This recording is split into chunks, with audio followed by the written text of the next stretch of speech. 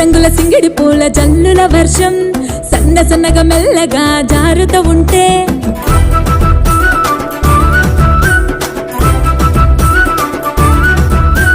సకటి పిల్ల పక్కన ఉంటే చప్పుడు చెయ్యం